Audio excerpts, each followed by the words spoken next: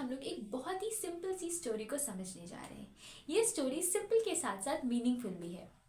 Imagine करो, अगर life में हर डिसीजन का सही आंसर आपको पता होता, जैसे कि परफेक्ट टाइमिंग कौन सा है किसी काम को करने का, कौन से लोग हैं जो हमारी लाइफ में सचमुच इम्पोर्टेंट है, और कौन सा वो काम है जो हमें करना सचमुच ज़रूरी है। ये सब चीज़ें हमें पता होती तो लाइफ कितनी ईजी होती ना। ये स्टोरी है 3 क्वेश्चंस बाय लियो टॉल्स्टो। इसमें एक जार होता है, उसके पास भी यही 3 क्वेरीज होती है। उसे लगता है कि अगर वो इन 3 क्वेश्चंस के आंसर अगर उसे मालूम चल जाए तो वो उसकी लाइफ बहुत ही ईजी हो जाएगी। वो कभी फेल ही नहीं होगा, उसे हमेशा सक्सेस ही मिलेगा। तो वो अपने राज्य में ऐलान कर देता है कि जो भी उसके इन 3 क्वेश्चंस का आंसर सही से दे पाएगा, उसकी हेल्प कर पाएगा, वो उसे रिवॉर्ड देगा। क्या होता है कि राज्य के बहुत सारे लोग राजा के दरबार में जाते हैं। वो अलग अलग ओपिनियंस रखते हैं। कुछ लोग बताते हैं कि किसी भी काम को परफेक्ट टाइम बताने के लिए हमें सालों से महीनों से पहले उस काम को एनालाइज करना चाहिए, उससे पहले रूटीन बना लेना चाहिए, टाइम टेबल बना लेना चाहिए। कुछ लोग बताते हैं कि अगर किसी इंसान को जानना है कि किसी भी काम को करने का परफेक्ट टाइमिंग क्या है, तो उसे अपने सराउंडिंग्स पे ध्यान देना चाहिए। उसे हमेशा अपने सराउंडिंग्स पे ध्यान देना चाहिए। तो राजा तो है बहुत बिजी इंसान, वो अपने सराउंडिंग्स पे ध्यान नहीं दे सकता। उसे उतना टाइम नहीं है कि वो हर चीज़ को देखे, हर चीज़ को एनालाइज करे। तो लोग बोलते हैं कि उसे काउंसलर रख लेना चाहिए। कुछ और लोग अपना ओपिनियंस देते हैं। वो बोलते हैं कि हम लोग तो है आम लोग, अब हम लोगों को कैसे पता चलेगा कि किसी भी काम को करने का परफेक्ट टाइम क्या है। तो हम लोग को एक मैजिशियन से पूछ लेना चाहिए। मैजिशियंस बता देंगे कि किसी भी काम को करने का परफेक्ट टाइमिंग क्या है। दूसरे सवाल का लोग जवाब देते हैं कि या तो सबसे इम्पोर्टेंट इंसान है डॉक्टर, या फिर है काउंसलर, या फिर है नोबलमैन, या फिर है राजा की सेना। अलग अलग जवाब सुनने के बाद में राजा सेटिस्फाई नहीं होता। फाइनली राजा एक हर्मिट के पास जाता है, जिसके बारे में उसके राज्य में बहुत ज़्यादा चर्चा है। राजा उसके पास जाता है एक साधारण से कपड़े में, क्योंकि जो हर्मिट होता है वो अमीर लोगों से नहीं मिलता। वो सिर्फ और सिर्फ आम जनता की प्रॉब्लम्स को सॉल्व करता है। राजा उसके पास साधारण कपड़ों में जाता है और उसे अपने क्वेश्चंस बताता है। तो हर्मिट उसका कोई जवाब नहीं देता। हर्मिट जो था वो मिट्टी की खुदाई कर रहा था। राजा देखता है कि वो बेचारा बूढ़ा है, कमज़ोर है, तो राजा उसकी मदद करने जाता है। वो उसकी मदद करता है और हर्मिट को बोलता है कि आप आराम करो, मैं आपकी मदद कर दूंगा। तो फिर राजा जो है वो मिट्टी खुदाई करता है और हर्मिट बैठा रहता है। थोड़ी देर बाद राजा उससे फिर से वही सवाल करता है। हर्मिट फिर से उसका कोई जवाब नहीं देता। फिर राजा उससे कहता है कि अगर आप मुझे नहीं बता सकते तो आप बता दो कि मैं अपने राज्य में वापस चला जाऊंगा, अगर आपके पास इस सवाल का जवाब नहीं है। हर्मिट कोई जवाब नहीं देता। फिर थोड़ी देर बाद एक इंसान जख्मी उसके पास दौड़ते हुए आता है राजा के पास।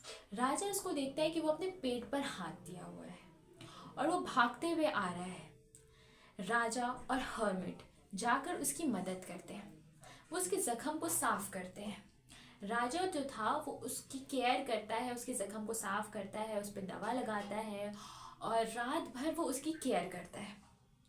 सुबह क्या होता है कि जब राजा उठता है तो वो जो इंसान था वो राजा की तरफ देख रहा होता है और वो उसको सॉरी बोलता है। राजा तो शॉक हो जाता है, उसको नहीं पता कि वो उसको सॉरी क्यों बोल रहा है।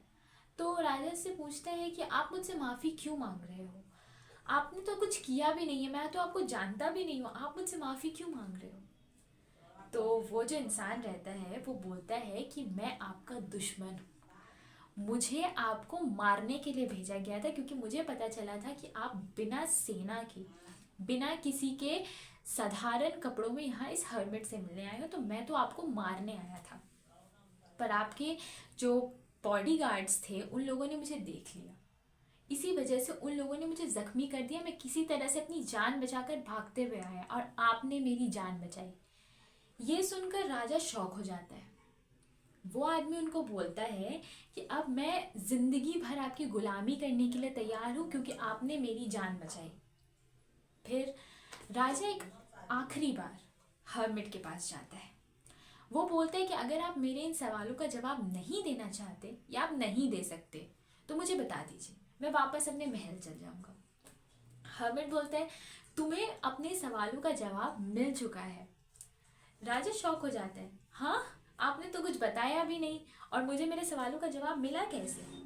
तो हर्मिट उसे बोलता है कि तुम पूरी रात पूरे दिन यहाँ पे थे, अगर तुम अपने राज्य वापस चल जाते तो तुम पे हमला हो सकता था। राजा बोलता है हाँ बात तो सही है। फिर हर्मिट उसे बताता है कि सबसे परफेक्ट टाइम किसी काम को करने का वो आज है। अगर आपको किसी काम को करना है तो उसको करने का परफेक्ट समय आज है। कल बीत चुका है और फ्यूचर हमारे हाथ में है नहीं, हमारे पास सिर्फ प्रेजेंट है जिसको हम पूरी तरह से यूटिलाइज करना चाहे तो कर सकते हैं। सबसे परफेक्ट लोग कौन से हैं हमारे लिए? जो लोग हमारे इर्द गिर्द हैं, जो लोग हमारे साथ हैं, हमारे दोस्त, हमारी फैमिली और जो भी लोग जो हमसे कनेक्टेड है या फिर जो हमारे साथ है, वो लोग ही हमारे लिए सबसे इम्पोर्टेंट है। और तीसरा क्वेश्चन का जवाब कि सबसे इम्पोर्टेंट काम क्या है? दूसरों की मदद करना। जो लोग आपके साथ रहते हैं उनकी मदद करना, काइंडनेस दिखाना सबसे अच्छा, सबसे परफेक्ट और सबसे बेस्ट काम है। हर्मिट राजा को ये बताता है।